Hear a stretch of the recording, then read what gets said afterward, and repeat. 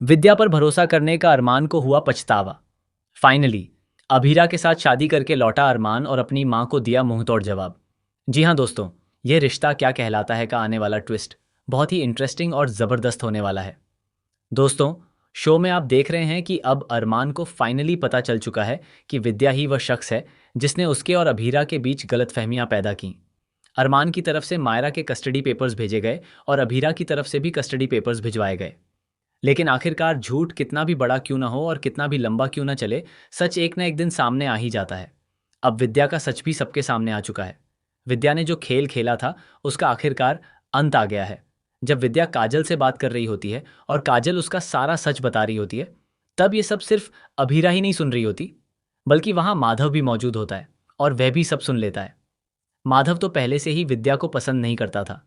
दरअसल वह किसी और से प्यार करता था और उसी से शादी करना चाहता था। इसी वजह से उसे हमेशा ये पछतावा रहता है कि विद्या ने कभी इस परिवार को समझने की कोशिश ही नहीं की। वहीं अभीरा, जिसने हमेशा परिवार को जोड़कर रखने की कोशिश की और सबको दिल से अपनाया, उसी के खिलाफ विद्या हमेशा जहर घोलती रही और उल्टी सीधी बातें करती रही। अपनी नफरत में वह इतनी गिर गई कि उसने अरमान और अभीरा को अलग करने की बड़ी साजिश रच डाली। क्या उसे कभी नहीं लगा कि उसका सच सामने आएगा? क्या उसे ये नहीं लगा कि एक दिन उसके पाप का घड़ा जरूर भरेगा?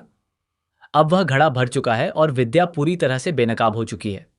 दादी साहब भी हैरान थीं कि इतनी समझदार लड़की अभीरा, जो रिश्तों को इतनी आसानी से नहीं तोड़ती, उसने आखिर मायरा और अरमान का साथ क्यों छोड़ दिया। अब उन्हें समझ आता है कि अभीरा ने कभी साथ छोड़ा ही नहीं था, बल्कि ये सब विद्या की चाल थी।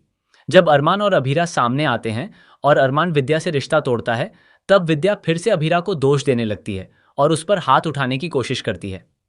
लेकिन अरमान आगे आकर उसे रोकता है और कहता है कि अभीरा तक पहुंचने से पहले उसे उसका सामना करना होगा।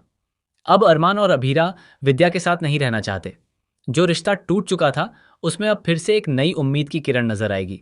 अरमान कहता है कि 8 साल पहले जो गलती उसने की थी उसे सुधारने का समय आ चुका है।